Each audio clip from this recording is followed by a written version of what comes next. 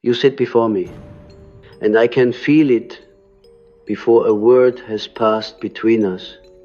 The subtle tremor in your gaze, the way you lean toward the invisible currents in the air, listening for what others dismiss as silence. You, who have been called sensitive, intuitive, perhaps even too much, you carry a perception that frightens people, though they rarely admit it. And there is a particular kind of fear you provoke in one specific figure, the narcissist, because you see something they have devoted their life to hiding. You see their shadow before the others even realize there is a shadow at all.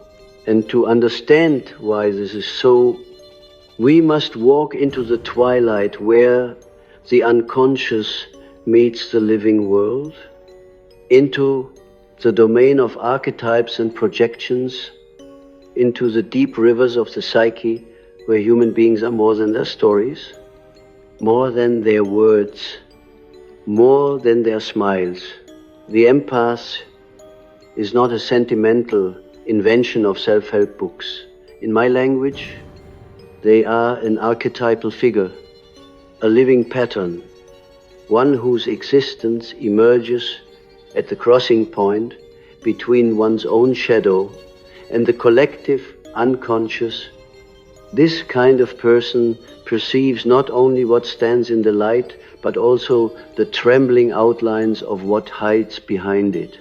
The narcissist is another archetypal figure, not merely a person with vanity, but a personality organized around the defense against a deep inner wound, a wound they have chosen to armor rather than expose. They erect a fortress of persona so dazzling, so immaculate, that the untrained eye sees only the reflection and never the dark chamber behind it. But you are not untrained, you are tuned, often painfully, to frequencies that others filter out. It is not that you know something in the rational sense, it is that your nervous system and your unconscious are like an old weathered mirror in which the truth shimmers through. The moment an empath meets a narcissist, the invisible begins. The narcissist approaches with their myth, the carefully constructed image, the heroic tale of themselves, the crafted gestures. Most people are caught in that myth and become actors within it. But you do not. Something in you walks around the myth as if it were a sculpture in a gallery. You notice the fissure at the base, the hairline crack in the polished surface, the subtle way their eyes dart away when a certain topic is brushed. You sense the tension in their words, not as speech but as vibration. This is because your own shadow has been forced to awaken earlier than most. Perhaps you have walked through childhood, feeling the atmosphere of unspoken tension. Perhaps you have learned to map the hidden currents in a parent's mood before their voice rose, or to read the truth in the spaces between sentences. In learning to survive, you learn to see the shadow you perceive in them is not an abstract concept. It is alive. In my studies, the shadow is everything. The conscious ego refuses to acknowledge, often because to do so would threaten the fragile equilibrium it has built. For the narcissist, this shadow is particularly threatening, for it contains the pain, the inadequacy, the shame that the persona must hide at all costs. They cannot bear to meet it. They cannot even bear the thought that it exists. So when you look at them and your gaze touches the edges of that hidden chamber, they feel it They may not know what you have seen, but they know you have seen something. This is where the dance begins, and it is not always a gentle one. In the unconscious, seeing is not neutral. To see is to touch, and to touch is to awaken forces that would rather sleep. The narcissist feels a kind of existential threat, not because you have attacked them, but because your very perception destabilizes the story they must tell themselves to survive. This is why your presence can provoke hostility, confusion, or sudden withdrawal.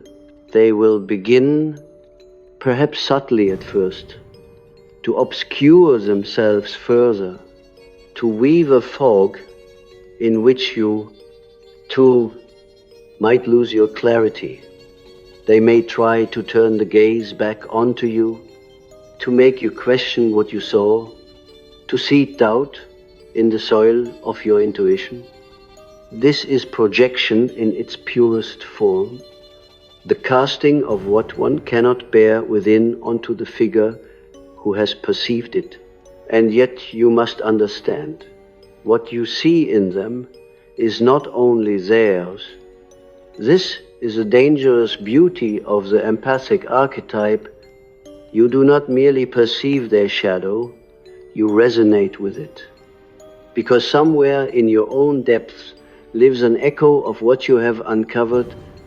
It may not be the same wound, but it is a wound nonetheless, and it hums in sympathy with theirs. This is why the experience can be intoxicating as well as unsettling. There is a strange intimacy in seeing what no one else sees, in touching a truth that has been buried under years of artifice. But this intimacy is double-edged.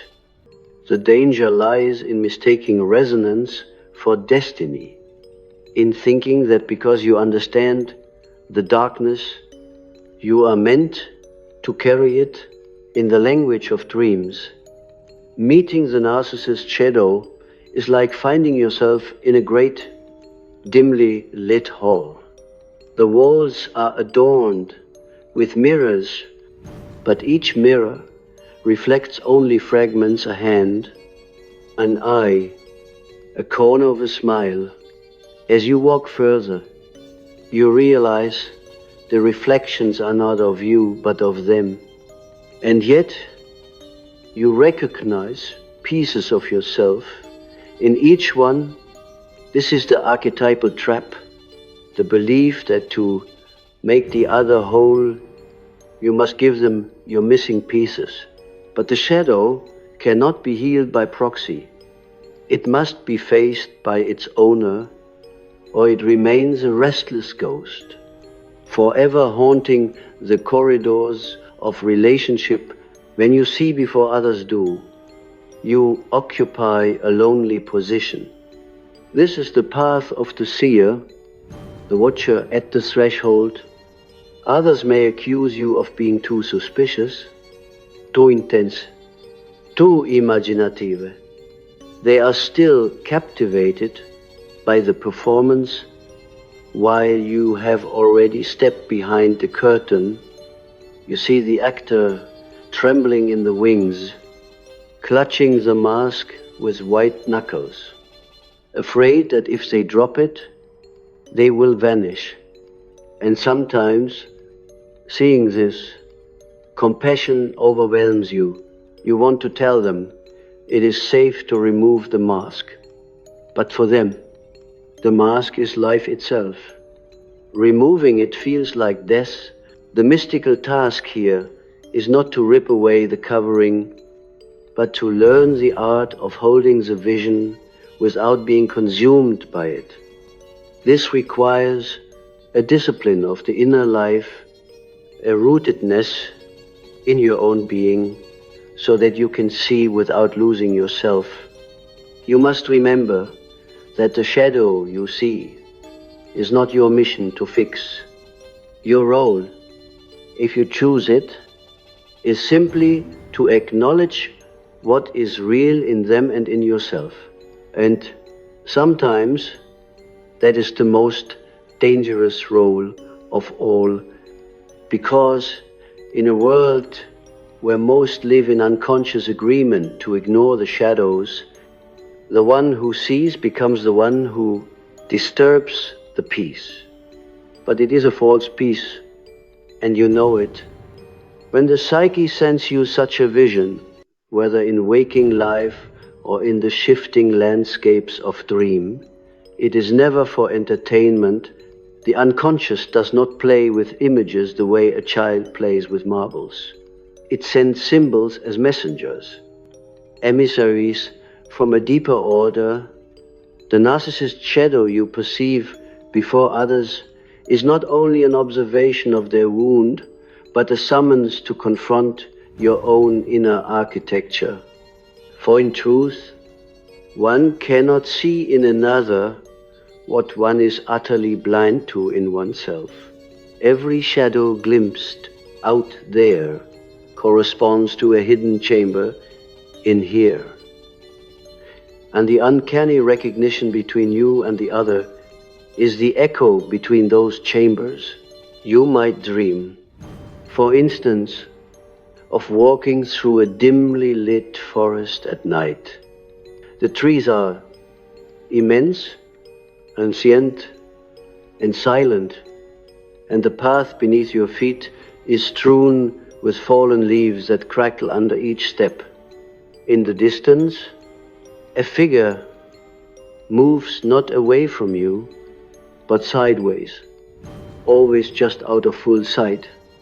When you call out, they do not answer, but the air thickens with their presence. This is the image of the shadow encounter. It is elusive, half disclosed, always inviting and resisting in the same breath. In the waking world, the narcissist plays this role, often unconsciously drawing you near with a spark of recognition, then retreating into their fortress before you can make full contact. To the uninitiated, this seems like manipulation alone, but to the psychologist who understands the soul's symbolic nature, it is also a ritual enactment of the alchemical conjunctio, the tension between union and separation, between light and darkness, between what longs to be whole and what fears the cost of wholeness. When you are the one who sees first, you are being drawn into this alchemical work, not in the laboratory of metals, but in the crucible of relationship. The narcissist's mask and their shadow form the two poles of a psychic polarity, and your perception is the spark that can ignite transformation, but not always in the way you expect. In myth, the hero or heroine who sees the monster before the others does not always slay it. Sometimes they are cursed for speaking too soon, exiled for naming what the tribe refuses to acknowledge. Cassandra, in the ancient Greek myths, was given the gift of prophecy, but also the curse that no one would believe her. To see ahead of the collective readiness is to bear a kind of exile. You may speak of what you have seen, the coldness in their touch, the way their stories contradict themselves, the faint quiver of rage beneath their smile, and others will dismiss it as your imagination, your oversensitivity. But your perception is not a defect, it is a threshold sense. The way certain animals feel, the tremor of an earthquake before it strikes. You live closer to the fault lines, and yet the danger is equally internal, for when you see a shadow that others do not, you may begin to feel chosen, set apart, perhaps even responsible for the fate of the one you have seen. This is the archetypal seduction of the healer, the belief that by your insight alone you can coax the shadow into light. But remember, the shadow is not a prisoner in chains waiting to be rescued. It is a living part of the psyche, bound to the ego in a relationship forged over years of necessity. For the narcissist, the shadow's containment has been their survival strategy. To break that container prematurely is to risk shattering the fragile balance that keeps their personality from collapse. And so, your task is not to save, but to witness, and that is a heavier burden than saving ever was. If we turn to alchemy again, you will recall that the transformation of base matter into gold could not be rushed. The vessel, the vas hermeticum, had to withstand immense pressure and heat without cracking. Likewise, the vessel of a human psyche must be strong enough to endure the contact between conscious and unconscious. You, the empath, may be like the alchemist's fire, intensifying the reaction by your very presence, but if the vessel is too brittle, it will explode, and the fragments will wound you both. That is why discernment, patience, and containment are essential. You cannot be the fire and the vessel at once. There is another image that belongs here, the mirror. In the deep unconscious, mirrors are not passive surfaces, they are portals. To look into another is to look into the water of your own soul. The narcissist, for all their defenses, is also a mirror, but theirs is one with a crack running through it. You, being highly attuned, notice the crack before the others. And here lies the paradox. If you lean too close, the crack can distort your own reflection, pulling you into a hall of warped images until you can no longer tell whose shadow you are really confronting. The more time you spend trying to read the truth in their mirror, the more you risk forgetting the solidity of your own. This is why in my work I have always insisted on individuation, the process of becoming who you truly are, distinct from the projections and enchantments that bind you to another's fate. To see another's shadow is not an invitation to merge with it, but to recognize the kinship of darkness while remaining sovereign in your own light. This requires a descent into your own unconscious, not as a voyeur, but as a pilgrim, willing to meet the neglected figures within the abandoned child, the exiled anger, the forbidden desire, and to give them a home in your awareness. Only then can you stand before another's shadow without either fleeing it or trying to rescue it. And so, I tell you, seeing first is not a gift to be worn like a badge, nor a curse to be lamented endlessly. It is a summons to deeper responsibility, to cultivate the inner strength, to bear what you see, without demanding that others match your vision on your timetable. There will be moments when you must remain silent, not because you are complicit, but because you know the soil is not yet ready for the seed. There will be moments when you must speak, not to persuade, but simply to release the truth from the prison of your own chest. And there will be moments when you walk away, not in defeat, but in fidelity to your own soul's need for light, There comes a moment, and it is not always marked by words, when the narcissist senses that you have looked behind the veil. At first, it is subtle, a flicker in their gaze, a sudden recalibration of their smile, but in the depths of the psyche, this moment is seismic. You have trespassed, though you did not intend to, into the most forbidden territory of their being. You have placed your foot upon the bridge that spans from their carefully tended persona into the underworld they fear.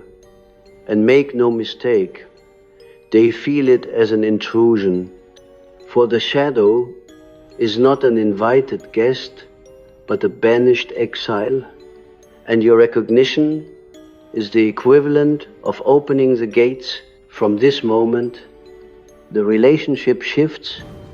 The narcissist's unconscious begins to regard you not as an admirer, not even as a neutral observer, but as a potential threat to the survival of their constructed self. They may redouble their charm, drawing you closer in a web of fascination, as though proximity could allow them to study you, to understand how much you truly see. Or they may grow cold, withdrawing their warmth like a tide pulling back before a storm. Often, these responses alternate, creating a rhythm of approach and retreat that leaves you dizzy, wondering whether you have imagined the entire thing. But the truth is that you have touched a nerve that most will never come near. In dream language, this is like finding yourself in an ancient temple, the air thick with incense and shadow. You approach a door carved with symbols you cannot read. As your hand touches the wood, you feel a presence behind it, not asleep, but waiting. The door does not open, but you sense the being within knows you are there. You are no longer anonymous in this realm. This is how the narcissist's unconscious experiences your perception, not as a passing glance, but as a direct knock on the door of the hidden self. And the one inside the shadow does not trust visitors. In the conscious world, the narcissist may not be able to articulate why they feel unsettled by you, but their defenses will begin to act on their behalf. Projection becomes their most reliable weapon. The qualities they cannot bear to claim: vulnerability, fear, rage, inadequacy, are now placed upon you. You will be accused, subtly or overtly, of the very traits you have sensed in them. This is not mere dishonesty. It is a psychic reflex, the psyche's way of expelling intolerable truths. The tragedy is that this reflex corrodes trust on both sides, for you begin to carry burdens that were never yours, and they deepen their entrenchment behind the walls. The empath's peril here is twofold. First, in the confusion of projection, you may start to doubt your own reality, to think perhaps you are what they name you to be. This is the erosion of the inner compass, the slow disorientation that makes one susceptible to gaslighting and self-betrayal. Second, in the desire to prove your innocence, you may step further into their labyrinth, attempting to untangle their contradictions, to show them the truth, but the labyrinth is designed for the Minotaur, not for you. The more you wander its corridors, the more you risk becoming lost in its geometry. From a mystical psychological standpoint, This is the moment when the archetype of the devouring mother or father may awaken not as a literal parent, but as the figure who feeds on the vitality of the child to sustain their own survival.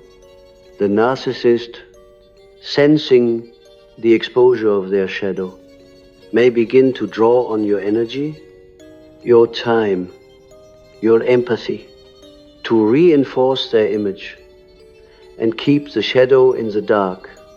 It is here that many empaths, thinking they are helping, are in fact being drained.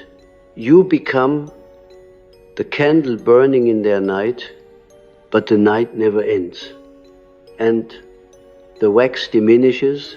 In alchemy, this phase corresponds to the nigredo, the blackening, the necessary but harrowing stage in which decomposition sets in before transformation can occur.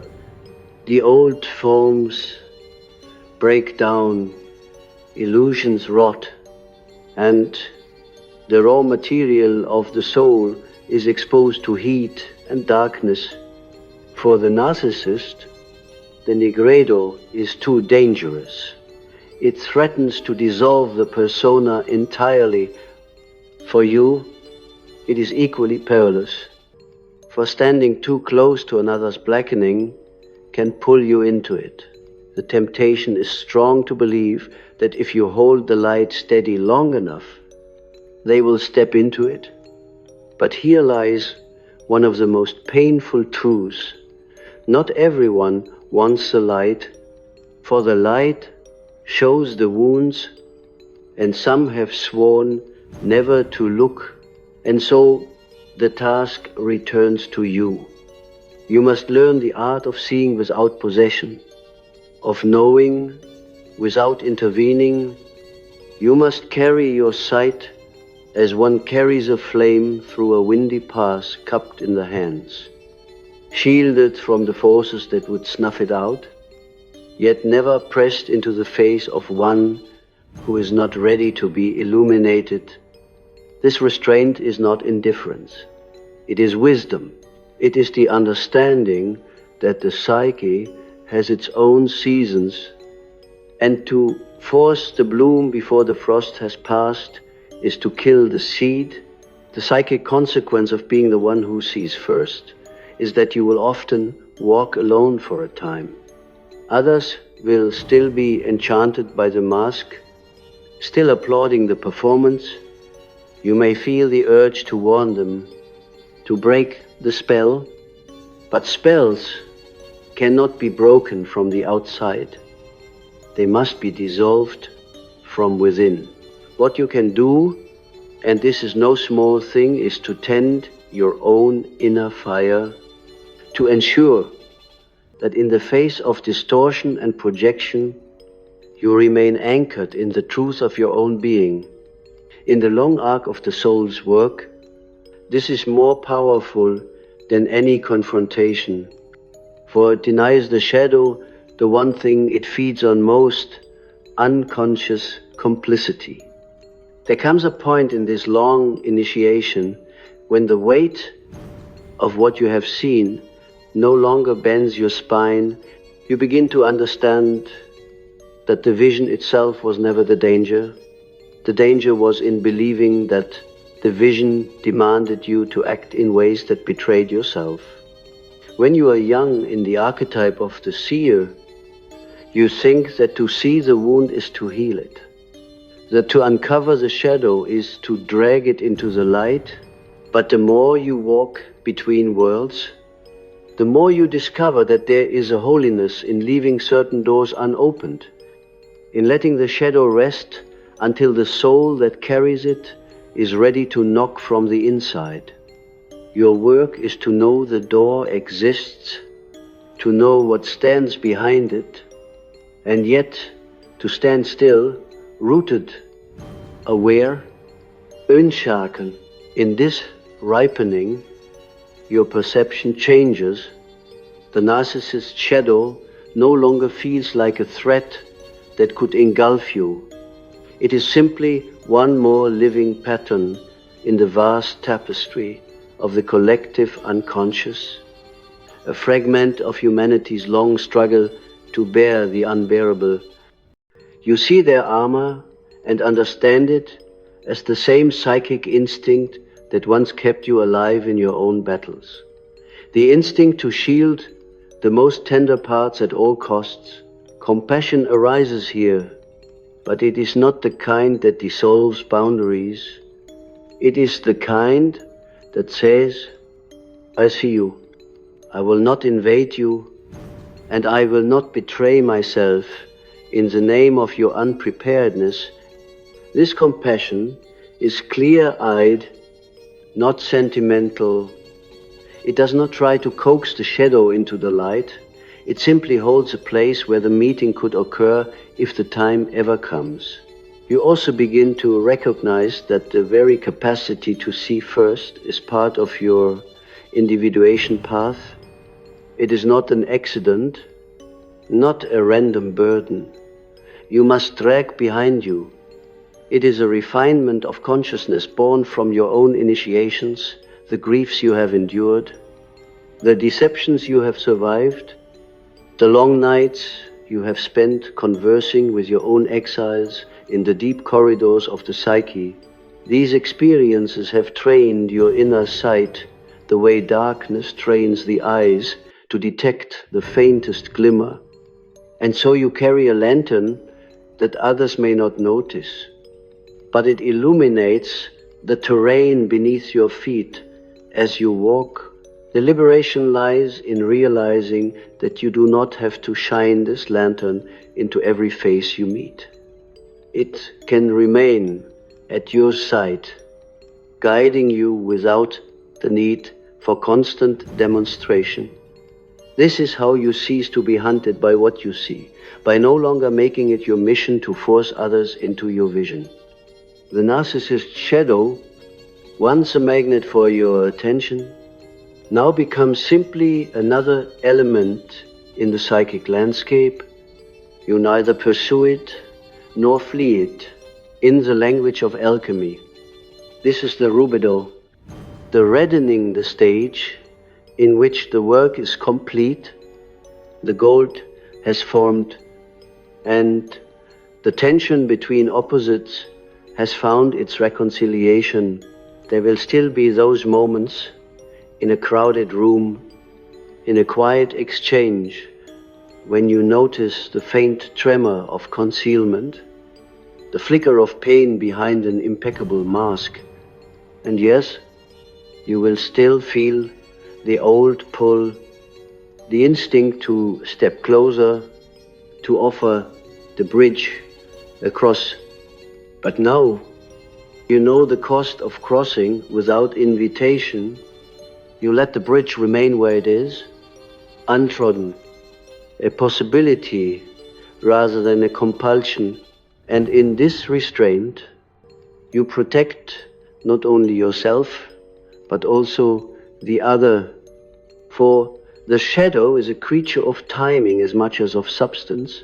In dreams, this maturity might appear as a return to that temple you once approached.